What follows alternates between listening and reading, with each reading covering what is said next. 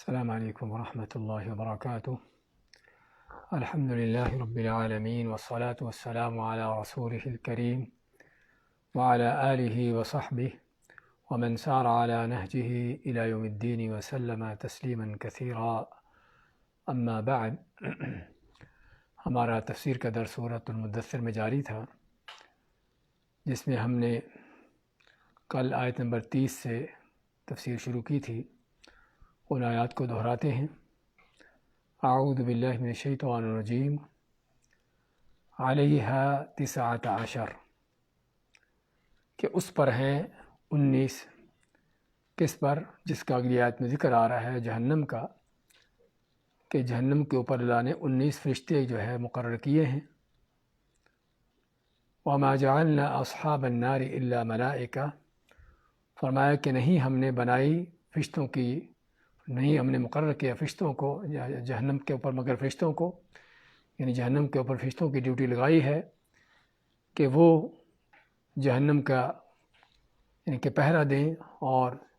جہنمیوں کو عذاب دیں۔ وما جعلنا عدتهم الا فتنة للذین کفروا، اور نہیں ہم نے ان کی یہ تعداد رکھی مگر فتنے اور آزمائش کے لیے ان لوگوں کی جنہوں نے کفر کیا۔ اور یہ آزمائش ہم نے ذکر کیا تھا کہ کس طرح سے ہے، کہ اللہ کی طرف سے اس طرح کے قرآن کریم میں چیزوں کا ذکر آتا ہے کہ جو بعض اوقات جو مادہ پرست ہوتے ہیں، عقل پرست لوگ ہوتے ہیں اور ہر چیز کو صرف اپنی عقل سے ہی جانچتے ہیں، ان کے لیے وہ فتنہ ہوتا ہے، اور خصوصاً جن کے دلوں میں ٹیڑھ پن بھی ہو، کہ اللہ تعالیٰ کے ان باتوں پر جو ہے اعتراضات کرنا، ان پر نکتہ چینیاں کرنا، اور اس کا بعض اوقات مذاق اڑانا،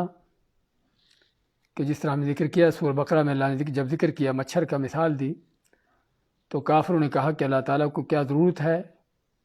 کہ وہ مچھر کی مثال دے۔ تو یہاں پر بھی اللہ نے جب فرشتوں کا ذکر کیا کہ جہنم کے اوپر 19 فرشتوں کی ڈیوٹی لگا رکھی ہے،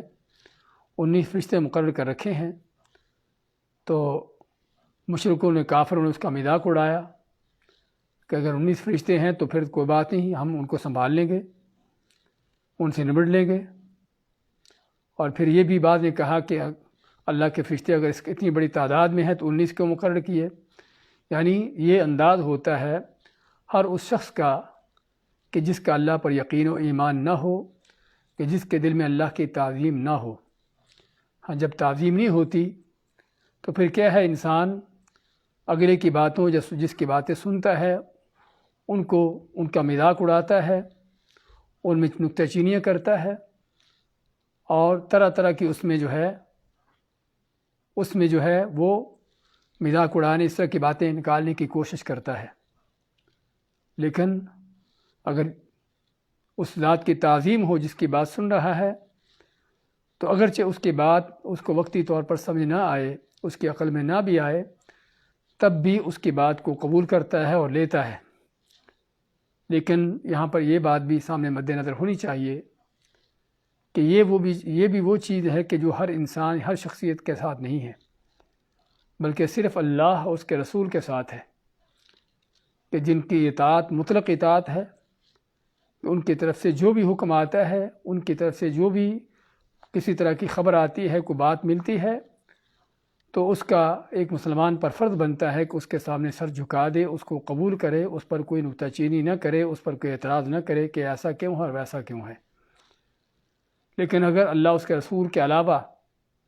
کسی اور شخص کی طرف سے کوئی چیز ملتی ہے، تو وہاں پر سب سے پہلے تو قرآن و سنت کی روشنی میں اس کو دیکھنے کی ضرورت ہوتی ہے کہ کہاں تک وہ بات صحیح ہے یا غلط ہے۔ اور اسی طرح سے اگر قرآن و سنت میں نہیں تو کم از کم عقل سے اس کو جانچنے کی ضرورت ہوتی ہے کہ یہ بات واقعی ہی دین کے اندر ہو سکتی ہے یا نہیں ہو سکتی، کہ واقعی ہی اللہ کا حکم ایسا ہو سکتا ہے، کہ دین کا کوئی ایسا مسئلہ ہو سکتا ہے، کیونکہ بعض اوقات ایسے بھی مسائل ہیں کہ جو اجتہادی ہوتے ہیں، کہ ضروری نہیں کہ وہ قرآن و سنت میں ان کا ذکر ہو، ان کا بیان ہو۔ تو کہنے کا مقصد یہاں پر اندھی تقلید بھی نہیں ہے، کہ جہاں پر انسان جو ہے وہ سمجھے کہ جو کسی نے کہہ دیا اور جو کسی نے یعنی کہ بات کر دی وہ اسی طرح سے ہے، اور اس میں کسی طرح کی کوئی یعنی کہ کوئی دیکھنے کی ضرورت نہیں، اس کو کسی طرح سے جانچنے کی ضرورت نہیں۔ تو یہ ہے حقیقت میں دو چیزیں، ایک تو ہے کہ وہ بات جو اللہ اس کے رسول کی طرف سے آتی ہے اس پر ایک مسلمان مومن کا موقف کیا ہونا چاہیے کہ اس پر بغیر کسی اعتراض کے، بغیر کسی چوں چراں کے، بغیر کسی نکتہ چینیوں کے ان چیزوں کو قبول کرنا، ان کو لینا، ان پر عمل پیرا ہونا۔ اور اگر اللہ اس کے رسول کے علاوہ کسی طرف سے آتا ہے، چاہے وہ کتنا بڑا بھی مفتی عالم کیوں نہ ہو، کوئی لیڈر بھی کیوں نہ ہو، اللہ تعالیٰ نے ان کی اطاعت ہم پر مطلقاً فرض نہیں کی، بلکہ ان کی اطاعت کو اللہ اس کے رسول کی اطاعت کے تابع قرار دیا ہے۔ تو دیکھا جائے گا کہ ان کی یہ بات کہاں تک قرآن و سنت کے مطابق ہے یا اس کے مخالف ہے۔ اور یہ اہم نقطہ ہے جسے سمجھنے کی ضرورت ہے، کیونکہ یہاں پر دو طرح کے لوگ گمراہ ہوئے ہیں۔ ایک تو وہ جو کہ اللہ اس کے رسول کی باتوں پر بھی نکتہ چینیاں کرنے کا اپنا حق سمجھتے ہیں، منافقوں میں سے، زندیقوں میں سے، کافروں میں سے، اور اس کے مد مقابل وہ لوگ جو ان چیزوں میں اندھے ہو کر چلتے ہیں، پیر صاحب نے جو کہہ دیا، ملا جی نے جو فرما دیا، مفتی نے جو فتویٰ دے دیا، بس آنکھیں بند کر کے اس کو لینا ہے، اس پر کسی طرح کی حتیٰ کہ اس سے دلیل بھی پوچھنے کی ضرورت محسوس نہیں کرتے، بلکہ توہین سمجھتے ہیں مفتی کی کہ اس سے دلیل پوچھی جائے۔ اور یہ دونوں منہجی غلط منہج ہیں۔ ایک مومن مسلمان کا جو منہج ہے وہ کیا ہے؟ اللہ اس کے رسول کے حوالے سے ان کی باتوں کو لینا، قبول کرنا، چاہے عقلی طور پر اس کو وہ اس وقت سمجھ آتی ہو یا نہ آتی ہو۔ اور اگر اوروں کی بات ہے تو اوروں کی باتوں کے حوالے سے دیکھنا کہ کہاں تک وہ صحیح ہے یا غلط ہے۔ ہاں صحیح ہے تو لینی ہے، اگر غلط ہے تو اس کو رد کرنا ہے، جس طرح کہ امام مالک رحمۃ اللہ علیہ فرمایا کرتے تھے، کل یؤخذ من قولہ ویرد الا صاحب هذا القبر۔ فرماتے کہ ہر ایک کی بات لی بھی جا سکتی ہے، اس کو رد بھی کیا جا سکتا ہے، سوائے اس قبر والے، یعنی رسول کریم صلی اللہ علیہ وسلم کی قبر کی طرف اشارہ کرتے فرماتے کہ آپ صلی اللہ علیہ وسلم وہ ہستی ہیں اللہ کی مخلوقات، اللہ کے بندوں میں سے کہ جن کی بات کو رد نہیں کیا جا سکتا۔ اور میں اس نقطے پر اس لیے تھوڑا تاکید کر رہا ہوں کہ اس منہج کو جاننے کی، سمجھنے کی ضرورت ہے، اور عملی زندگی میں اس پر چلنے کی ضرورت ہے۔ اگر آدمی اس پر نہیں چلتا تو پھر گمراہی کا شکار ہوتا ہے، یا تو منافق و زندیقوں کا رستہ اختیار کرتا ہے کہ اللہ اس کے رسول کی باتوں پر بھی نکتہ چینیاں کرنا، اعتراضات کرنا، یا پھر اندھا ہو کر گمراہوں کے پیچھے چلتا ہے، جو کسی نے کہہ دیا اس کے پیچھے چل پڑا اور نہیں دیکھا کہ وہ کدھر لے جا رہا ہے، جنت کو لے جاتا ہے کہ جہنم کو لے جاتا ہے۔ اور اسی میں آج بہت سی مخلوق جو ہے وہ گمراہ ہے۔ تو بات کر رہے تھے کہ اللہ تعالیٰ نے یہاں پر فرشتوں کی تعداد کا ذکر کیا، فرمایا کہ ہم نے یہ فرشتوں کی جو تعداد رکھی ہے کس لیے؟ الا فتنۃ للذین کفروا، یہ تعداد اس لیے مقرر کی ہے تاکہ آزمائش کے طور پر لوگوں کی جنہوں نے کوئی کفر کیا، کہ تاکہ وہ اس پر نکتہ چینیاں کریں، اس پر اعتراض کریں، اس کا مذاق اڑائیں۔ لیستیقن الذین اوتوا الکتاب، لیکن جو اہل کتاب ہیں، جن کے پاس ایمان ہے، وہ اللہ کی ان باتوں پر یقین کرتے ہیں اور ان کو مانتے، ان کو قبول کرتے ہیں۔ وَيَزْدَادَ الَّذِينَ آمَنُوا ایمانا، بلکہ ایمان والے اور اپنے ایمان میں بڑھ جاتے ہیں۔ اور ہم نے بتایا تھا ایمان میں بڑھنے کا انداز کیا ہے، کہ جب اللہ کے اس کے رسول کی بات کو قبول کرتے ہیں اور اس پر کوئی نکتہ چینی، کوئی اعتراض، کوئی لعت و لال نہیں کرتے، اور بلکہ اس پر عمل پیرا ہوتے ہیں، تو کوئی شک نہیں کہ اللہ کی بات کو لینا، قبول کرنا بھی بہت بڑی نیکی ہے۔ پھر اس پر عمل پیرا ہونا ایک بڑھ کر اس کے نیکی ہے، اور یہ نیکیاں جو ان کے ایمان کو بڑھاتی چلی جاتی ہیں۔ وَلَا يَرْتَابَ الَّذِينَ أُوتُوا الْكِتَابَ وَالْمُؤْمِنُونَ، اور تاکہ نہ شک کریں وہ لوگ جو کتاب دیے گئے اور ایمان والے، ان کو کوئی شک نہیں ہوتا اللہ کی اس کی باتوں پر، اللہ کی باتوں پر، اس کے رسول کی باتوں پر۔ وَلْيَقُولَ الَّذِينَ فِي قُلُوبِهِم مَرَضٌ، اور تاکہ وہ لوگ جن کے دلوں میں بیماری ہے وہ کہیں، وَالْكَافِرُونَ، اور اس طرح وہ لوگ جو کافر ہیں وہ کہیں، ماذا اراد اللہ بہذا مثلا، کہ اللہ تعالیٰ کیا چاہتا ہے اس مثال سے، یعنی کیا چاہنا ہے اس مثال سے، مراد اللہ کے اس بات پر اعتراض، اس پر نکتہ چینی، اس کا مذاق اڑانا، یہ انداز ہوتا ہے کافروں کا، منافقوں کا۔ کذالک یضل اللہ من یشاء، اسی طرح اللہ تعالیٰ گمراہ کرتا ہے جسے چاہتا ہے، ویہدی من یشاء، اور ہدایت دیتا ہے جسے چاہتا ہے، جسے پتہ چلا کہ اللہ کی اس کے رسول کی باتوں پر اعتراض کرنا، ان پر کوئی نکتہ چینیاں کرنا، وہاں پر لیت و لال کرنا، ان کی تعویلیں، اس طرح کی باتیں کرنا کیا ہے؟ گمراہی کا رستہ ہے۔ اور ان کو قبول کرنا، من وعن ان کو تسلیم کرنا، ان پر عمل پیرا ہونا، یہ ہے جو ہدایت کا رستہ ہے۔ کیونکہ اللہ نے گمراہی اور ہدایت کا اس بات کے بعد جو ذکر کیا ہے تو اس کی یہی مناسبت ہے کہ اللہ کی باتوں کو قبول کرنے والا، ان پر عمل پیرا ہونے والا ہدایت کا رستہ اختیار کرتا ہے، اور ان کو نہ ماننے والا، ان کا انکار کرنے والا یا ان کا مذاق اڑانے والا یا ان پر اعتراض کرنے والا جو ہے گمراہی کا رستہ اختیار کرتا ہے۔ اور اس میں یہ بھی کہ اللہ تعالیٰ ہی ہے جس کو ہدایت دے اور جس کو گمراہ کرے، اسی کی مرضی مشیت سے ہوتا ہے۔ لیکن ہم نے ذکر کیا تھا کہ یہ ایسے نہیں کہ اللہ تعالیٰ ایسے ہی جس کو چاہے ہدایت دے دے، ایسے ہی جس سے چاہے گمراہ کر دے، بلکہ اس میں بندے کا اپنا کردار ہوتا ہے۔ وَمَا يَعْلَمُ جُنُودَ رَبِّكَ إِلَّا هُوَ، اور نہیں جانتا کوئی بھی تیرے رب کے لشکروں کو سوائے اس کے، اللہ تعالیٰ ہی جانتا ہے کہ تیرے رب کے لشکر کیا کیا ہیں، کتنے ہیں، کس قدر ہیں، کیا ان کی طاقتیں قوتیں ہیں، اور اللہ تعالیٰ کسی معمولی سے چیز سے بھی، اس سے بھی کتنا بڑا کام لے لیتا ہے جب چاہتا ہے۔ تو یہ سبھی مخلوقات اللہ کے لشکر ہیں۔ اللہ تعالیٰ جس مخلوق کو چاہے دوسری مخلوق کی بربادی تباہی کے لیے اس پر مسلط کر دے، تو یہ سبھی اللہ کے لشکر ہیں جن کو وہی جانتا ہے کہ وہ کیا ہیں۔ اور اس جملے کی مناسبت اس لحاظ سے کہ جب فرشتوں کی تعداد 19 کا ذکر آیا تو کسی کو یہ نہ ہو کہ اللہ کے ہاں یعنی اس کے کاموں کو چلانے والوں کی کمی ہے، بلکہ اللہ تعالیٰ کسی کا محتاج نہیں، خود ہی چلاتا ہے بغیر کسی کے احتیاج کے، لیکن اس کے ساتھ ساتھ اللہ کے بہت بڑے لشکر ہیں جن کو وہی جانتا ہے۔ وما ہی الا ذکریٰ للبشر، اور نہیں ہے مگر یہ نصیحت انسانوں کے لیے، یعنی یہ کچھ بیان ہوا اور جہنم کا جو ذکر ہوا اور جہنم کے دروغوں کا جو ذکر ہوا، یہ سبھی نصیحت ہے ان لوگوں کے لیے جو یعنی کہ لوگوں کے لیے نصیحت ہے۔ اس کے بعد کیا آیتیں لیتے ہیں؟ اعوذ باللہ من الشیطان الرجیم، کلا والقمر واللیل اذ ادبر والصبح اذا اسفر انها لإحدى الكبر نذیرا للبشر لمن شاء منكم ان يتقدم او يتأخر كل نفس بما كسبت رهينة إلا أصحاب اليمين في جنات يتساءلون عن المجرمين ما سلككم في سقر قالوا لم نك من المصلين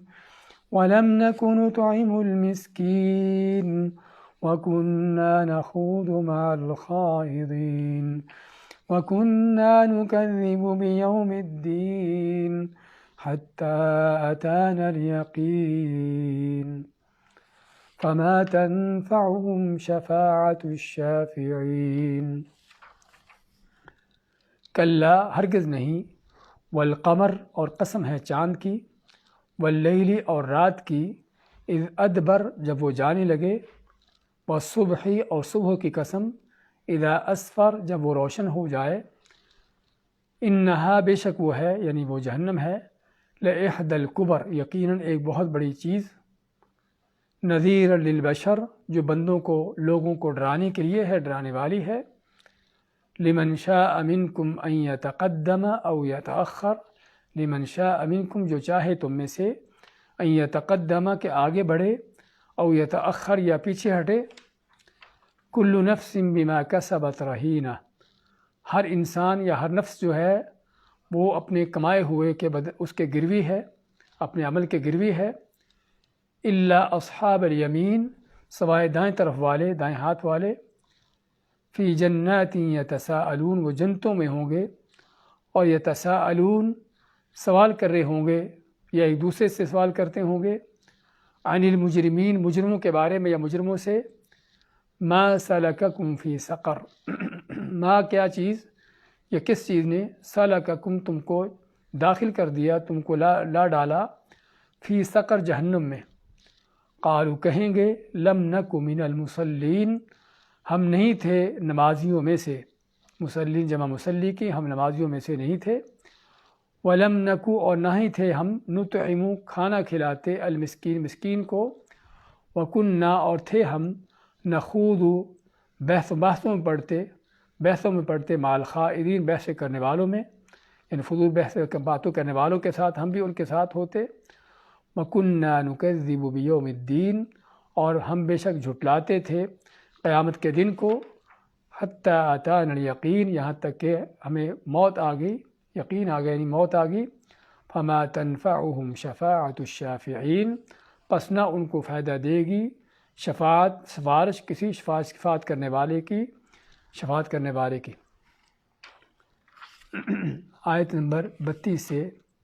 48 تک کی تلاوت اور ترجمہ پیش کیا گیا ہے. فرماتا اللہ تعالیٰ کلا والقمر، کلا ہرگز نہیں، ہرگز کیا نہیں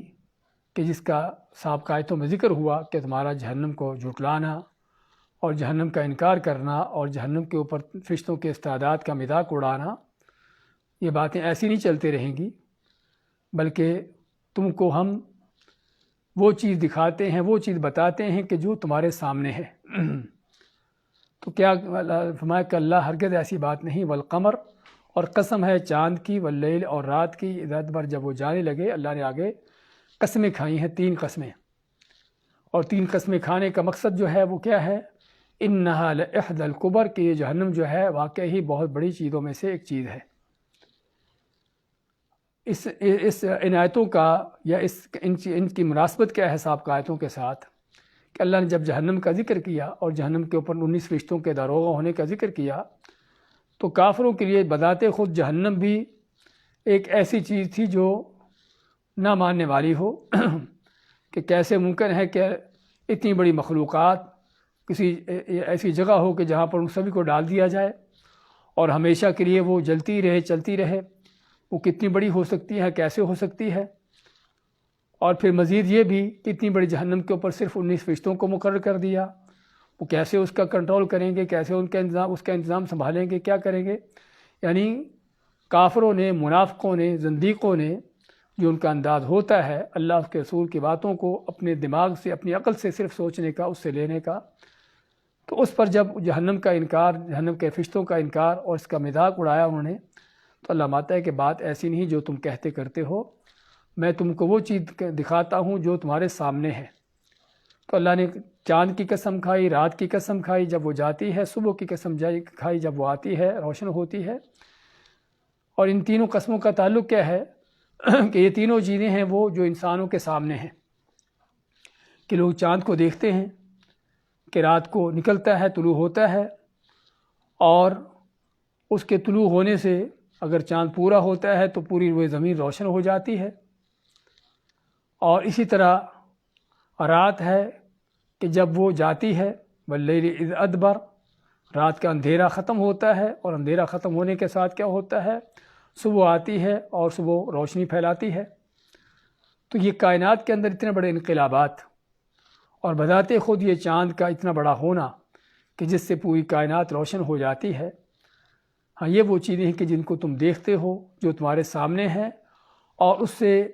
اس کے اثرات اور نتائج بھی تمہارے سامنے ہیں. تو اگر اتنا بڑا چاند تم دیکھتے ہو، اور جس چاند کی روشنی سے پوری زمین روشن ہو جاتی ہے، تو اللہ تعالیٰ اس چیز پر بھی قادر ہے کہ اتنی بڑی جہنم بنا دے اور جہنم کے عذاب کو اس انداز سے مستقل چلا دے جس طرح کہ اللہ نے چاند کو چلا رکھا ہے. اور اسی طرح رات کا آنا، دن کا آنا، رات کا جانا، دن کا آنا، یہ ساری چیزیں اتنے بڑے انقلاب جو کائنات کے اندر تم ہر روز دیکھتے ہو کہ رات کے آنے سے اندھیرا چھا جاتا ہے، اس کے جانے سے، صبح آنے سے روشنی ہو جاتی ہے، وہی زمین جو اندھیرے میں ڈوبی ہوتی ہے پوری روشن ہو جاتی ہے. تو اتنے بڑے انقلاب جو ہر روز تم دیکھتے ہو، اس کا معنی کیا ہے؟ اس کا معنی یہ ہے کہ کائنات کا کوئی رب ہے جو اس کو چلا رہا ہے، اور جو اتنی بڑی چیزوں کو چلا رہا ہے اور اس نے بنا رکھا ہے، وہ اس بات پر بھی قادر ہے کہ وہ اتنی بڑی جہنم کو بنا دے اور اس جہنم کو اس انداز سے اس کا عذاب کو جاری ساری کر دے. تو اس میں ایک تو جہنم کے بڑا ہونا اور جہنم کے ہیبت ناک ہونا، اس چیز کا بیان آ گیا کہ جس اللہ نے چاند کو بنا دیا، اور اگر چاند تم نے دیکھا نہ ہوتا تو تمہیں کو بتاتا کہ اس طرح سے کوئی چاند نام کی چیز ہے کہ جو رات کو جب طلوع ہوتا ہے تو پوری روئے زمین کو روشن کر دیتا ہے، ایک ہی چیز صرف، تو تم شاید اس بات کو بھی ماننے کے لیے تیار نہ ہوتے. لیکن اب چونکہ چاند تم اپنی آنکھوں سے دیکھتے ہو، اس لیے تم کو اس کے اندر اللہ تعالیٰ نے جو روشن کرنے کی صلاحیت رکھی ہے اس کو جاننا مشکل نہیں ہے۔ اور انسان کا حقیقت میں اس کی فطرت کیا ہے کہ جب اللہ پر یقین و ایمان نہیں ہوتا، صرف اپنی عقل سے باتوں کو دیکھتا ہے، تو پھر کیا ہے کہ جو چیز محسوس کرتا ہے، سامنے دیکھتا ہے، سنتا ہے، اس کو تو وہ مان لیتا ہے، سمجھتا ہے کہ واقعی ہوگی، اور جو چیز اس کے سامنے نہیں ہوتی اس کو جو ہے انکار کر دیتا ہے کہ یہ چیز ہے ہی نہیں۔ تو جہنم بھی چونکہ غیبی چیز ہے،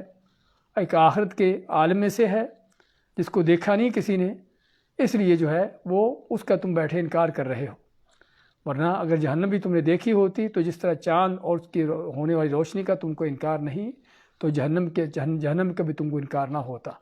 رات کے جانے سے، صبح کے آنے سے جس طرح اندھیرے چھٹ جاتے ہیں، پوری وہ زمین روشن ہو جاتی ہے، اسی طرح سے تم کو جہنم کے ہونے کا بھی انکار نہ ہوتا کہ کائنات کے اندر اگر اتنا بڑا کچھ ہو رہا ہے تو اللہ تعالیٰ جہنم بھی بنا سکتا ہے۔ ایک چیز تو اس میں یہ، اور دوسرا جو اس میں کہ چاند کی جو مثال دی ہے صرف اس کی روشنی کے حوالے سے نہیں ہے، بلکہ چاند کی مثال سورج سے ہٹ کر اس لیے دی کیونکہ چاند کے اندر ایک اور بھی اللہ کی قدرت کا بہت بڑا پہلو ہے۔ وہ کیا ہے کہ چاند کا کم زیادہ ہونا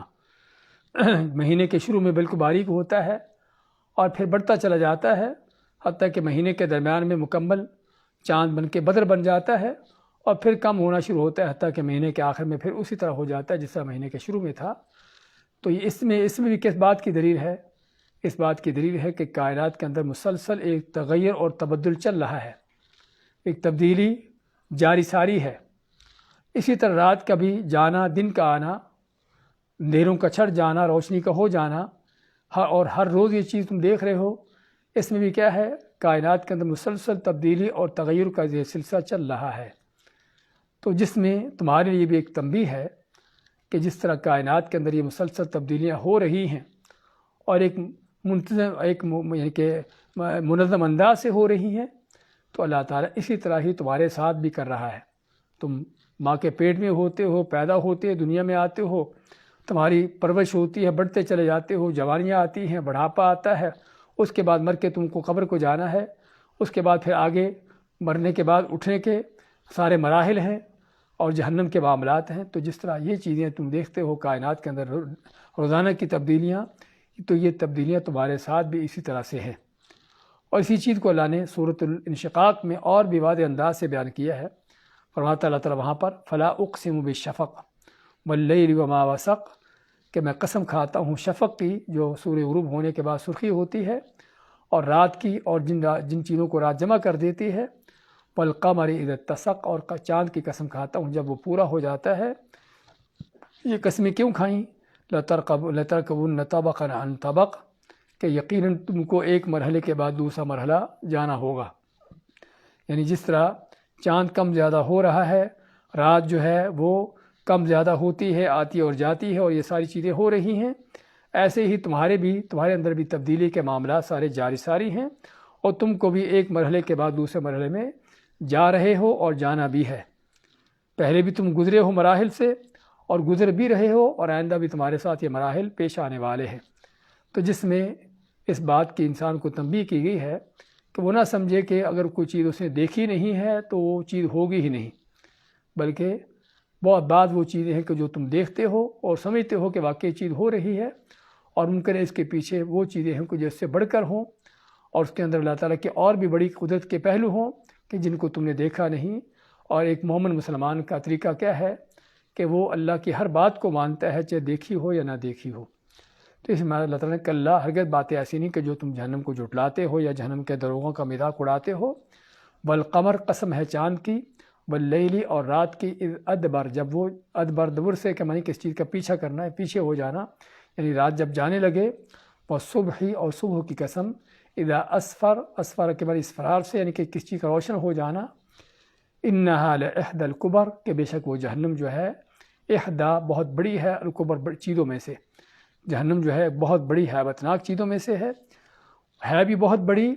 اور اس کی ہیبتناکی بھی بہت بڑی ہے۔ جہنم کتنی بڑی ہے اسی کے بارے میں صحیح حدیث میں اللہ کے نبی صلی اللہ علیہ وسلم صحابہ کے ساتھ بیٹھے ہوئے تو ایک آواز سنتے ہیں جیسے کس چیز کے گرنے کی آواز ہے۔ تو صحابہ سے پوچھا جانتے ہو یہ کس چیز کی آواز ہے؟ فرماتے ہیں اللہ و رسول عالم کہ اللہ اس کے رسول بہتر جانتے ہیں۔ تو آپ میں کہ یہ وہ پتھر ہے، یہ وہ چٹان ہے کہ جو 70 سال پہلے جہنم کے کنارے سے گرایا گیا تھا، آج وہ جہنم کی تہہ تک پہنچا ہے۔ تو اگر ایک چٹان کو، پتھر کو جہنم کی تہہ تک پہنچنے میں 70 سال لگتے ہوں تو اس سے اندازہ ہوتا ہے کہ وہ جہنم کتنی بڑی ہے۔ تو کوئی شک نہیں، جہنم اپنی یعنی کہ وسعت کے لحاظ سے بہت بڑی، اور پھر کبر کے معنی دوسرا یعنی اس کی یعنی کہ بہت بڑا ہونا، اس کا ہیبت ناکی ہونا۔ اس لیے اگلی آیت میں اللہ نے ڈرانے کا ذکر کیا کہ جو اس کی ہیبت ناکی، اس کی ہول ناکی اس قدر ہے، اتنی بڑی ہے کہ واقعی ہی لوگوں کو ڈرانے کے لیے کافی ہے۔ تو اس لیے فرمایا نذیر للبشر، یہ جہنم کیوں ہے؟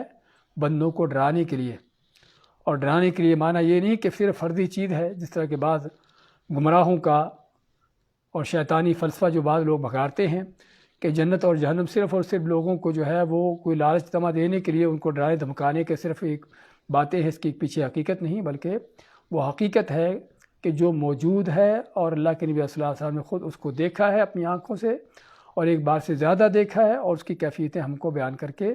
بتائی ہیں، اور اس سے پہلے بلکہ قرآن کریم میں اللہ نے جگہ جگہ اس کا جو ذکر کیا ہے۔ تو یہ نہیں کہ کوئی فردی چیزیں ہیں، کوئی خواب ہیں، کوئی صرف اور صرف کوئی معنوی چیزیں ہیں کہ اس کی کوئی حقیقت نہ ہو، بلکہ لوگوں کو حقیقی معنوں میں ایسی جہنم ہے، ایسی ہیبتناک ہولناک ہے جس سے لوگوں کو ڈرانے کے لیے بنائی گئی ہے کہ تاکہ لوگ اسے ڈریں۔ اور یہی اصل میں حقیقت میں لوگوں کو کنٹرول کرنے والی دو چیزیں ہیں، یا کوئی طمع لالچ ہوتا ہے، آدمی کوئی کام کرتا ہے یا کسی کام کے لیے آگے بڑھتا ہے کہ اس کو کچھ ملنے کی امید ہے، کچھ حاصل ہونے کی امید ہے، یا پھر کسی چیز کو نہ کرنے سے بچتا ہے کیونکہ کروں گا تو اس کی سزا ملے گی، یا کرنے سے بھی اگر کرنے کا حکم دیا گیا ہے تب بھی اس کو کرتا ہے کہ اگر نہیں کروں گا تو اس کی سزا ملے گی، جس کو ترغیب و ترہیب کہتے ہیں۔ تو اس لیے اللہ تعالیٰ جنت اور جہنم کو دنیا کے لحاظ سے، ویسے تو حقیقت ہے، باقی حقیقت میں قیامت کے دن جنت بھی اس میں لوگ داخل ہوں گے اور جہنم میں بھی داخل ہوں گے، لیکن دنیا میں ان چیزوں کا ذکر بار بار کرنے کا مقصد لوگوں کو ترغیب و ترہیب دلانا، کہ جنت کی ترغیب دلانا کہ تاکہ اس میں ان کی رغبت ہو، اس کو حاصل کرنے کی کوشش کرے، اور جہنم کے عذابوں کا جگہ جگہ ذکر کر کے ان کو ڈرانا تاکہ اس سے بچنے کے اسباب پیدا کرے۔ اس لیے فرمایا لمن شاء منکم ان یتقدم او یتأخر، ہم نے تم کو جہنم سے ڈرا دیا اور اس کی حقیقتیں تم کو بتا دیں، اب تمہاری مرضی ہے، لمن شاء منکم، جو چاہے تم میں سے، ان یتقدم، کہ آگے بڑھے، او یتأخر، یا پیچھے ہٹے۔ یعنی آگے بڑھنے سے مراد یعنی کہ وہ آگے بڑھ کر اللہ تعالیٰ کا حکم مانے، ایمان لائے اور جنتوں کے رستے پر چل کر کامیابی حاصل کر لے، اور یتأخر، یا کام چھوڑ کر اللہ کے حکم کی نافرمانی کر کے پیچھے رہ جائے اور آخرت میں جہنم کا ایندھن بن جائے۔ تو اللہ فرماتا ہے کہ یہ اب تمہاری مرضی ہے، ہم نے تم کو بتانا تھا بتا دیا، تم کو ڈرانا تھا ڈرا دیا، اب تمہاری مرضی ہے کہ تم چاہو تو ایمان لا کر ہدایت پالو، جنتوں کو وارث بن جاؤ، اور چاہو تو کفر، منافقت، بے ایمانی اختیار کر کے جو ہے گمراہ ہو کر جہنم میں چلے جاؤ۔ لیکن یہ بھی وہ چیز ہے جس کو اللہ تعالیٰ دوسری آیت میں آتا ہے فمن شاء فلیؤمن ومن شاء فلیکفر، کہ اللہ نے دنیا کا جو امتحان کا سلسلہ رکھا ہے وہ اسی لیے ہے کہ تاکہ بندوں کو ان کی مرضی، ان کی مشیت پر چھوڑ دیا جائے۔ اللہ نے ایمان کا کفر کا رستہ وعدے کر دیا، اس کے بعد فرمایا کہ جو چاہے ایمان لائے، جو چاہے کفر کرے، اگرچہ اللہ تعالیٰ کفر کو پسند نہیں کرتا، جس طرح کہ اللہ کا فرمان ہے وَلَا يَرْضَىٰ لِعِبَادِهِ الْكُفْرَ، کہ اللہ تعالیٰ بندوں سے کفر نہیں چاہتا، اللہ تعالیٰ یہی چاہتا ہے کہ سبھی بندے ایمان لائیں، لیکن یہ اللہ کی وہ چاہت ہے کہ جو شرعی چاہت ہے کہ جس کو اللہ نے بندوں کی مرضی پر اس کو رکھا ہے، کہ اگر اللہ تعالیٰ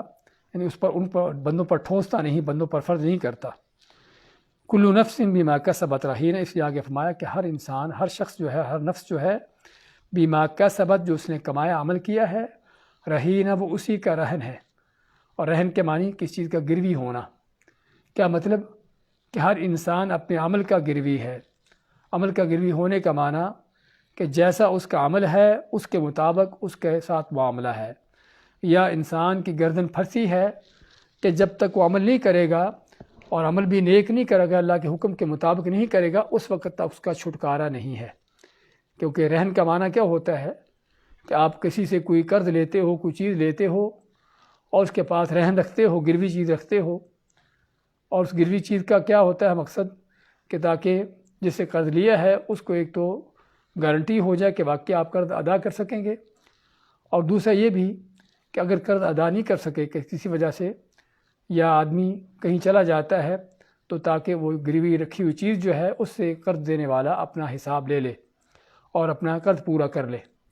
تو جب تک آدمی قرض دیتا نہیں، اپنی گروی رکھی ہوئی چیز اس کو واپس نہیں ملتی، اس کی رہن اس کو واپس نہیں ملتی، ایسے ہی انسان کی گردن پھنسی ہے، اس کی جان پھنسی ہے، کس کے بدلے میں؟ اس کے عمل کے بدلے میں، کہ جب تک عمل نہیں کرے گا، نیک عمل نہیں کرے گا، اس وقت تک اس کی جان جو ہے وہ گرفتار ہے اور اس کا چھٹکارا نہیں ہے۔ تو اسی میں کل نفس، ہر انسان، ہر نفس جو ہے بما کسبت، جو اس نے کمایا ہے، رہینہ، اسی کا وہ رہن ہے، اسی کا گروی ہے۔ اس میں ایک تو یہ بات کہ عمل کے بغیر چھٹکارا نہیں، اور دوسرا یہ بھی کل نفس، ہر انسان، کہ ہر انسان اپنے عمل ہی کا اس کا ذمہ دار ہے، ہر انسان کا عمل ہی اس کے کام آنے والا ہے، دوسروں کے عمل اس کے کام آنے والے نہیں ہیں، کیونکہ بما کسبت جو اس نے نفس نے کمایا اس کی طرف اشارہ ہو رہا ہے۔ تو اس کا مطلب کیا ہوا کہ ہر انسان اپنے ہی کیے ہوئے عمل کا اس کو فائدہ ہوگا، دوسروں کے اعمال کا اس کو فائدہ نہیں ہے، الا یہ کہ اگر دوسروں کے اعمال میں اس کا کوئی عمل دخل تھا، کسی کو نیکی کا راستہ دکھایا ہے، کسی کو علم سکھایا ہے، تو ہاں تو وہ اس نیکی پر چل رہے ہیں، اس کے سکھانے پر، بتانے پر، ہاں تو اس میں کردار کیا ہے؟ ان کی رہنمائی کرنے کا کردار ہے، تو اس وجہ سے اس کو بھی اجر ملے گا، اور یہ بھی تقریباً یہ بھی ہم کہیں گے کہ اس کا اپنا ہی کمایا ہوا، اپنا ہی کیا ہوا عمل ہے۔ تو جس سے اس بات کی غلط فہمی بھی دور ہوتی ہے کہ آدمی بعض اوقات سمجھتا ہے کہ میں تو فلاں ہوں، فلاں کی اولاد ہوں، ہمارے بڑے فلاں طرح کے تھے، تو یہ اللہ کے ہاں یہ جو ان کے پیر زادگی ہے یا فلاں زادگی ہے، ایسی اس چیز کا کوئی تصور نہیں، بلکہ کل نفس بما کسبت رہینہ، ہر نفس جو ہے وہ جو اس نے کمایا ہے اسی کا گروی ہے، اس کے اپنے عمل ہی اس کے کام آنے والے ہیں، دوسروں کے عمل اس کے کام آنے والے نہیں ہیں۔ الا اصحاب الیمین، سوائے جنت والوں کے، کہ جو واقعی ہے عمل کر کے اپنے آپ کو چھڑاتے ہیں۔ تو اور یمین سے مراد دائیں ہاتھ والے، اور دائیں ہاتھ سے مراد یا تو جن کو اعمال نامہ دائیں ہاتھ میں ملے گا، جس کا ہم پہلے پڑھ چکے ہیں سورۃ الحاقہ وغیرہ میں ذکر، یا جو رحمان کے اللہ کے دائیں ہاتھ پر ہوں گے، دائیں طرف ہوں گے، اور دونوں کا نتیجہ ایک ہی ہے کہ وہ یہ دونوں یعنی کہ ان لوگوں کی صفتیں ہیں کہ جو اہل ایمان ہوں، متقی پرہیزگار ہوں۔ تو ہمارے کے سوائے جو دائیں طرف والے ہیں یا دائیں ہاتھ والے ہیں، وہ کہاں ہوں گے؟ فی جنات، جنتوں میں ہوں گے، اللہ کی نعمتوں میں ہوں گے، اور یتساءلون، ایک دوسرے سے سوال کر رہے ہوں گے۔ اگر لفظی جو معنی ہے ہمارے سامنے جو لفظ ہے اس کو دیکھتے ہیں تو یتساءل، ایک دوسرے سے سوال کرنا، یعنی میں آپ سے پوچھوں، آپ مجھ سے پوچھیں، اس کو کہتے ہیں یتساءل۔ تو جنتی ایک دوسرے سے سوال کر رہے ہوں گے، کن کے بارے میں؟ عن المجرمین، مجرموں کے بارے میں، کہ ما سلککم فی سقر، کہ ان مجرموں کو جہنم میں کون سی چیز لے گی، کیوں جہنم میں گئے۔ لیکن آیت کا جو آگے آنے والا جو سیاق و سباق ہے اس میں یہ پتہ چلتا ہے کہ یتساءلون کے اندر ایک دوسرا معنی بھی ہے، وہ کیا ہے؟ یسألون، کہ اگرچہ صیغہ تو ایک دوسرے کے ساتھ مفاعلہ کا ہے، ایک دوسرے سے سوال کرنے کا ہے، لیکن جنت والوں کو ایک دوسرے سے سوال نہیں، بلکہ ان کا سوال کن سے ہے؟ مجرموں سے ہے، جہنم والوں سے ہے، ان کے سوال ایک دوسرے سے یعنی جہنم والوں سے ہے۔ اس لیے کہتے ہیں ما سلککم فی سقر، کہ تم کو جہنم میں کیا چیز لے آئی، تم کو جہنم میں کس چیز نے داخل کر دیا۔ تو یہاں پر دونوں معنی ہیں کہ جنت والے ایک دوسرے سے سوال کریں گے، کہ جس طرح کہ سورۃ صافات میں اس کا اللہ نے بیان کیا ہے، فَأَقْبَلَ بَعْضُهُمْ عَلَىٰ بَعْضٍ يَتَسَاءَلُونَ، کہ جنتی ایک دوسرے سے متوجہ ہوں گے سوال کرتے ہوئے۔ قَالَ قَائِلٌ مِّنْهُمْ إِنِّي كَانَ لِي قَرِينٌ، تو ان میں سے کوئی کہے گا، کہنے والا، کہ میرا ایک ساتھی تھا، یقول وَإِنَّكَ لَمِنَ الْمُصَدِّقِينَ، وہ کہتا کیا تم ان میں سے ہو جو تصدیق کرتے ہیں، اللہ کے نبی کو مانتے ہیں، اللہ کو مانتے ہیں۔ أَإِذَا مِتْنَا وَكُنَّا تُرَابًا وَعِظَامًا أَإِنَّا لَمَدِينُونَ،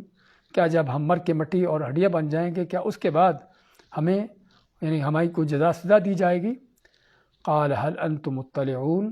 تو کہا جائے گا اس جنت والے کو، کیا تم دیکھنا چاہتے ہو؟ جو ایک دوسرے سے سوال کریں، کیا تم دیکھنا چاہتے ہو اس شخص کو جو کہ یہ کہتا تھا کہ کیا مرنے کے بعد جب ہڈیاں بن جائیں گے پھر سے ہمارا کوئی حساب کتاب ہوگا، کہ دیکھنا چاہتے ہو کہاں پر ہے، کیسے حالت میں ہے؟ فاطلع، تو دیکھے گا اس کو، فرآہ فی سواء الجحیم، تو دیکھے گا اس کو جہنم کے درمیان میں۔ قال، تو جنتی کیا کہے گا؟ تاللہ، اللہ کی قسم، ان کدت لتردین، تو قریب تھا کہ تو مجھے بھی ہلاک کر دیتا، برباد کر دیتا، یہ جہنم میں لے آتا۔ ولولا نعمت ربی لکنت من المحضرین، اور اگر مجھ پر میرے رب کی نعمت نہ ہوتی تو میں بھی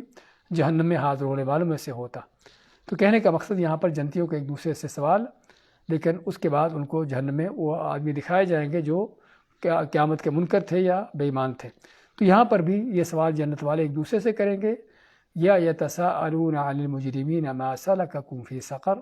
سوال کریں گے کن سے؟ ایک دوسرے سے، لیکن مجرموں سے، جہنمیوں سے سوال کریں گے۔ اور جہنمیوں سے سوال کیا ہوگا؟ ما سلککم فی سقر، ما کیا چیز، سلککم تم کو لے آئی، کس چیز تم کو داخل کر دیا، فی سقر جہنم میں، جس سے ہم نے جہنم کا نام پڑھا ہے، جہنم کے ناموں میں سے ہے کہ تم کو جہنم میں کیا چیز لے آئی۔ اب جہنمیوں کے جواب سنیے کیا ہے، اور جواب پڑھنے والے، دیکھنے والے، سمجھنے والے ہیں، کہ تاکہ آدمی ان چیزوں کو جان سکے اور جہنمیوں کے ان اوصاف سے بچ سکے۔ تو جہنمی کیا کہیں گے؟ آگے جواب دیں گے، قالو کہیں گے لم نک من المصلین، ہم نہیں تھے نمازیوں میں سے، ہم نماز نہیں پڑھا کرتے تھے۔ یعنی جہنمیوں کا سب سے پہلا جو جرم بیان کریں گے مجرموں کا، یعنی پہلی بات تو یہاں پر مجرم کون ہے اس کی پہچان ہو رہی ہے، کہ تاکہ کوئی یہ نہ سمجھے کہ میں تو 6 کلمے پڑھتا ہوں، میں کیسے مجرم ہو گیا۔ کوئی یہ نہ سمجھے کہ میں تو بڑا پکا مسلمان ہوں، میں تو فلاں ہوں، میرا فلاں جماعت سے تعلق ہے، میں فلاں کا اس کی آل سے ہوں، میں کیسے مجرم ہو گیا۔ تو مجرم ہونے کی اللہ نے جو صفتیں بیان کی ہیں ان کو پڑھیے، وہ کیا ہے کہ سب سے پہلے مجرم ہونے کی جہنمیوں کی صفت کیا ہے؟ کہیں گے، بلکہ خود اعتراف کریں گے، قالو کہیں گے لم نک من المصلین، کہ ہم نماز نہیں پڑھا کرتے تھے، ہم نمازیوں میں سے نہیں تھے۔ دوسری صفت کیا ہے؟ وَلَمْ نَكُ نُطْعِمُ الْمِسْكِينَ، اور ہم کھانا نہیں کھلاتے تھے۔ وَكُنَّا نَخُوضُ مَعَ الْخَائِضِينَ، اور اس سے ہٹ کر بلکہ ہم فالتو فضول بحثوں میں پڑھتے اور چیبوئیاں کرتے اور طرح طرح کی دین پر تان بازیاں کرتے، مذاق اڑاتے۔ وَكُنَّا نُكَذِّبُ بِيَوْمِ الدِّينِ، اور ہم تھے قیامت کے دن کو جھٹلاتے، اور پھر اسی بدبختی پر رہے حتیٰ آتانا الیقین، یہاں تک کہ ہم کو موت آ گئی۔ تو یہاں پر جہنمی جو ہے اپنے 4 جرموں کا ذکر کریں گے، اور جن میں سے سب سے پہلا جرم کیا ہے؟ وہ نماز کو نہ پڑھنا۔ اور یہ آیت واضح اور کھلی اور 2 ٹوک دلیل ہے اس بات کی کہ بے نمازی اس کا ٹھکانہ کیا ہے، کہ بے نمازی کا ٹھکانہ جہنم ہے۔ قرآن کے الفاظ، قرآن کی آیت آپ کے سامنے ہے کہ جس میں جہنمی خود اپنے بارے میں اعتراف کریں گے کہ ہمارا جرم یہ تھا کہ ہم نماز نہیں پڑھتے تھے۔ اور یہ وہ چیز ہے کہ جس کی قرآن کریم میں یہاں پر صرف نہیں بلکہ کئی جگہوں پر ذکر کیا ہے، اور احادیث میں اللہ کے نبی صلی اللہ علیہ وسلم نے اور بھی کھل کر واضح کیا ہے کہ نماز نہ پڑھنے والا کافر ہے، مرتد ہے، دین سے خارج ہے، اور اس کا ٹھکانہ جہنم ہے۔ اور بلکہ اس کے بغیر، نماز کے بغیر دینی اخوت حاصل ہوتی بھی نہیں ہے۔ فَإِن تَابُوا وَأَقَامُوا الصَّلَاةَ وَآتَوُا الزَّكَاةَ فَإِخْوَانُكُمْ فِي الدِّينِ، اللہ ماتا ہے سورۃ توبہ میں، کہ اگر یہ مشرک کافر توبہ طائب ہوتے ہیں، ایمان لے آتے ہیں اور نماز قائم کرتے ہیں اور زکوٰۃ دیتے ہیں، تب وہ تمہارے دینی بھائی ہیں۔ اس کا معنی کہ جب تک وہ یہ کام نہیں کرتے اس وقت تک کوئی اخوت دینی نہیں ہے۔ اور اسی طرح اللہ کے نبی صلی اللہ علیہ وسلم کا فرمان ہے، امرت ان اقاتل الناس، کہ مجھے حکم دیا گیا ہے کہ میں لوگوں سے جنگ کروں، حتیٰ یشہدوا ان لا الہ الا اللہ وان محمد رسول اللہ، کہ جب تک وہ ایک اللہ کی وحدانیت کی اور محمد صلی اللہ علیہ وسلم کی رسالت کی گواہی نہ دے لے، وَيُقِيمُ الصَّلَاةَ، اور نماز قائم کریں، وَيُؤْتُ الزَّكَاةَ، اور زکوٰۃ دے۔ ہاں اگر وہ یہ کام کر لیتے ہیں تو ان کے مال اور ان کے خون پھر بچ جاتے ہیں، سوائے کہ اگر کوئی ان کا اور جرم ہے جس وجہ سے ان کو سزا دی جائے۔ تو کہنے کا مقصد یہ آیت واضح اور کھلی اور 2 ٹوک دلیل ہے کہ نماز چھوڑ دینا کفر ہے اور اس کا کرنے والا جہنمی ہے، اور یہی وہ حکم ہے جو قرآن و سنت کا ہے، اور یہی وہ حکم ہے کہ جو صحابہ کرام نے سمجھا تھا، اور اسی پر ان کے فتوے تھے، اسی پر ان کا عمل تھا۔ اس لیے شقیق ابن عبداللہ فرماتے ہیں تابعی کہ صحابہ کے نزدیک دین کا کوئی کام چھوڑ دینے سے اگر آدمی کافر ہو جاتا تھا تو وہ نماز تھی، یعنی دین کے عملی جو احکام ہیں ان میں کوئی چیز اگر چھوڑ دینے سے آدمی کو کافر ہو جاتا تو وہ نماز تھی۔ تو اس لیے اس چیز کو سمجھنے کی ضرورت ہے کہ نماز کا معاملہ کتنا خطرناک ہے، کتنا اہم ہے، اور اس میں کمی کوتاہی، اس میں غفلت اور سستی اور اس میں لاپرواہی جو ہے انسان کو کہاں لے جانے والی ہے۔ بلکہ سورۃ الماعون میں تو اللہ نے ان کا ذکر کیا جو نمازیں پڑھتے بھی ہیں لیکن ان سے غافل ہیں، ان کا ٹھکانہ جہنم بیان کیا، ان کے لیے بربادی تباہی کا ذکر کیا۔ تو یہاں جہنمی خود اعتراف کریں گے، قالو کہیں گے لم نک من المصلین، کہ ہم نماز نہیں پڑھتے تھے، اور پھر نماز بھی اس طریقے سے پڑھنا جس طرح اللہ نے حکم دیا ہے، کیونکہ خالی صرف نماز پڑھنا ہی کافی نہیں، جب تک وہ نماز اللہ کے اس کے رسول کے طریقے پر ان کے لیے خالص نہ ہو، آپ کی اتباع میں نہ ہو۔ اس لیے صحیح بخاری میں اللہ کے نبی صلی اللہ علیہ وسلم فرماتے ہیں، آپ نے ایک آدمی کو دیکھا کہ وہ مسجد میں آیا اور آ کے جلدی نماز پڑھ کے جانے لگا، اس طرح کہ ہمارے بہت سے لوگوں کی نمازوں کا حال ہے۔ تو آپ اس کو فرماتے ہیں کہ ارجع فصلی فإنک لم تصلی، کہ لوٹ کے نماز پڑھو، یہ تم نے نماز نہیں پڑھی۔ اس سے کیا پتہ چلا کہ صرف خالی ٹکرے مار لینا ہی نماز نہیں ہے، خالی اٹھنے بیٹھنے کا نام ہی نماز نہیں ہے، جب تک وہ نماز اللہ کے نبی صلی اللہ علیہ وسلم کی سنت کے مطابق نہ ہو، جب تک وہ اللہ کے لیے خالص نہ ہو، یعنی نماز کے جو لوازمات ہیں جب تک پورے نہ ہوں، اس وقت تک بھی وہ نماز اللہ کے ہاں نماز شمار نہیں ہوتی۔ تو اس لیے کیا کہیں گے، قالوا لم نک من المصلین، کہ ہم نماز نہیں پڑھتے تھے۔ اور اسی ضمن میں حضرت حذیفہ کا واقعہ کہ انہوں نے ایک آدمی کو دیکھا کہ نماز میں ٹکرے مارتے ہوئے، جس طرح بہت سے لوگوں کا حال ہے، تو انہوں نے کہا کہ پوچھا کہ تم کب سے اس طرح کی نماز پڑھتے چلے آ رہے ہو؟ اس نے کہا کہ 40 سال سے پڑھ رہا ہوں۔ تو انہوں نے حذیفہ کیا فرماتے ہیں کہ تم نے 40 سال سے نماز پڑھی ہی نہیں ہے۔ یعنی میں اس لیے اس بات کو لایا ہوں تاکہ واضح ہو جائے کہ نماز جب تک سنت کے مطابق نہیں، چاہے آدمی دن رات ٹکرے مارتا رہے، اس کا کچھ فائدہ نہیں ہے۔ اس لیے ضروری ہے نماز پڑھنا بھی، لیکن نماز بھی اس طریقے سے جو اللہ کا دیا ہوا، اللہ کے نبی صلی اللہ علیہ وسلم کا دیا ہوا طریقہ ہے۔ وَلَمْ نَكُنْ نُطْعِمُ الْمِسْكِينَ، دوسرا جرم کیا بیان کریں گے کہ ہم نہیں تھے کھانا کھلاتے مسکین کو۔ اب کیا مسکین کو کھانا نہ کھلانا بھی کفر ہے اور یہ بھی جہنم میں جانے کا باعث ہے؟ کوئی شک نہیں کہ جہنم میں جانے کا سبب تو واضح ہے کہ مسکین کو کھانا نہ کھلانا بھی جہنم میں جانے کے اسباب میں سے ہے، کہ آدمی خود تو پیٹ بھر کے کھا لے لیکن دوسرے پڑوسی کو نہ دیکھے، آس پاس نہ دیکھے کہ لوگ کس قدر بھوک میں مر رہے ہیں، خود تو عیاشیاں کرے، 2 کروڑ کے وہ بدماشیاں کر کے، عیاشیاں کر کے اپنے یعنی کہ مال کو ضائع کرے، اور یہ نہ پتہ ہو کہ آس پاس لوگ کس انداز سے بھوکوں مر رہے ہیں۔ تو کہنے کا مقصد کہ کسی کے انسان اگر ایمان کے دعوے تو کرتا ہے آدمی، کلمے تو 6 پڑھتا ہے، لیکن اس کو مسلمانوں کا، اپنے بھائیوں کا احساس نہیں، ان کی بھوک کا، ان کی ضروریات کا، تو اللہ تعالیٰ کے ہاں ایسے آدمی کے بھی اس طرح کے ایمان کی کوئی حیثیت نہیں۔ تو یہاں فرمایا وَلَمْ نَكُ نُطْعِمُ الْمِسْكِينَ، ان کا جرم کیا تھا کہ ہم مسکینوں کو کھانا نہیں کھلاتے تھے، اور خصوصاً کہ جب وہ جانتے بھی ہوں، دیکھتے بھی ہوں کہ فلاں آدمی کس قدر محتاج ہے۔ وَكُنَّا نَخُوضُ مَعَ الْخَائِضِينَ، اور پھر ہم نخوض بحثوں میں پڑھتے تھے، باتوں میں پڑھتے تھے، فالتو باتیں، کیونکہ خاض یخوض ہوتا ہے کسی فالتو بیہودہ قسم کی باتوں میں پڑھنا، اور اس میں کوئی شک نہیں کہ دنیا کی باتیں بھی، فضول باتیں بھی اس میں آ جاتی ہیں، اور اس میں اگر دین کے حوالے سے کوئی فضول باتیں ہوں، جھوٹی باتیں ہوں، دین کے بارے میں جھوٹ کہنا، دین کے بارے میں کوئی مذاق اڑانے، کوئی قرآن کے، کوئی سنت کے،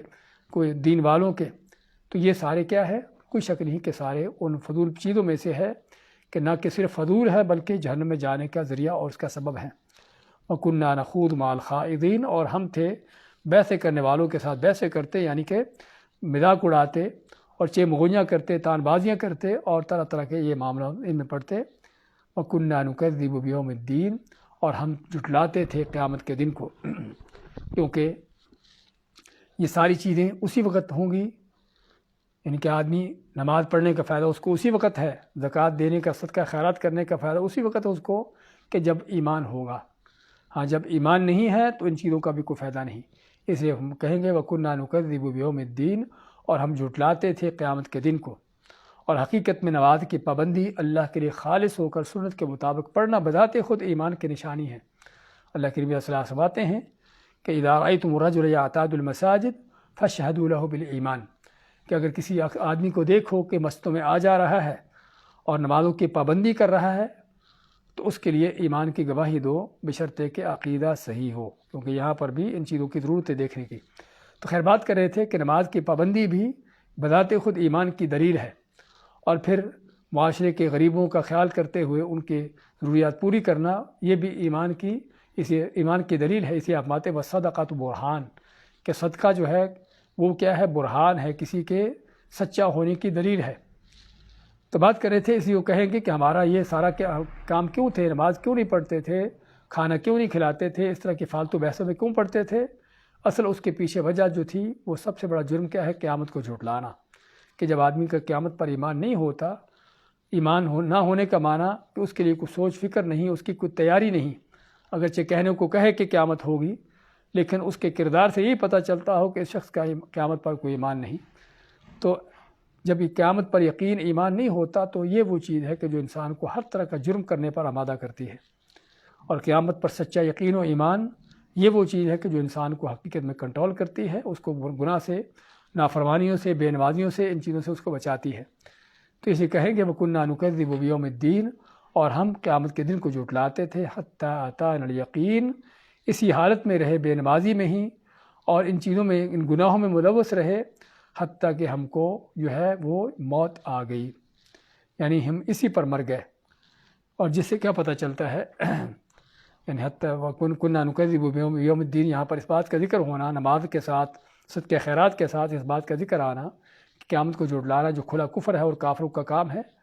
اس سے معلوم ہوتا ہے کہ کافر بھی اگرچہ کفر پر بھی کیوں نہ ہو، اس کو بھی اللہ کی طرف سے خطاب ہے، اس کو بھی حکم ہے کہ وہ نماز پڑھے، اس کو بھی حکم ہے کہ وہ صدقہ خیرات دے، اس کو بھی حکم ہے کہ زکوٰۃ دے۔ ہاں الگ بات ہے کہ جب تک وہ ایمان نہیں لائے گا اس کی نماز قبول نہیں ہوگی، جب تک ایمان نہیں لائے گا اس کے صدقہ خیرات کو اس کو فائدہ نہیں ہوگا۔ لیکن مخاطب ہونے کا نتیجہ کیا ہے؟ اس کا نتیجہ یہ ہے کہ قیامت کے دن اس کی ہر نماز چھوڑی ہوئی کہ الگ سے اس کو سزا ملے گی۔ اور اس مسئلے میں علماء کا اختلاف ضرور ہے۔ بعض علماء کہتے ہیں کہ کافر جو ہیں وہ اسلام کے جو فرعی احکامات ہیں، نماز روزے جیسے، ان چیزوں کے ان کو خطاب نہیں ہے، ان کو حکم نہیں ہے۔ لیکن جو صحیح ہے اس آیت کی روح سے اور قرآن کریم کے اور بھی کئی آیتوں کی روح سے کہ اصل یہ ہے کہ کافر اسی طرح سے اللہ کے احکام کا مخاطب ہے جس طرح مومن کو مخاطب ہے۔ ہاں الگ بات ہے کہ کافر جب تک ایمان نہیں لائے گا اس وقت تک اس کا وہ عمل قبول نہیں ہوگا، اور مومن جو ہے جب عمل کرے گا اللہ کی خاطر تو اس کا قبول ہوگا۔ اور اس کا نتیجہ اس کا یہ ہے کہ اگر کافر کوئی بھی نیکی کا عمل چھوڑتا ہے، کوئی بھی نماز ظاہری بات نہیں پڑھ رہا، صدقہ خیرات نہیں دے رہا، زکوٰۃ نہیں دے رہا، تو قیامت کے دن اس کو الگ سے ان چھوٹی ہوئی نمازوں کا عذاب ہوگا، اس کو الگ سے زکوٰۃ نہ دینے کا، کفر کے ساتھ ساتھ، شرک کے ساتھ ساتھ اس کو الگ سے اس کا عذاب ہوگا۔ اور جس سے اس کے عذاب کی شدت کا پتہ چلتا ہے کہ کس قدر شدید ہوگا کہ زندگی بھر کی چھوٹی نمازوں کی سزا، زندگی بھر کے چھوٹے زکوٰۃ کی اس کی سزا، اور زندگی بھر کے جو انسان یعنی کہ اسلام کے اعمال ہیں، اس کے احکامات ہیں، ان کو چھوڑنے کی سزا جو الگ سے اس کو ملے گی۔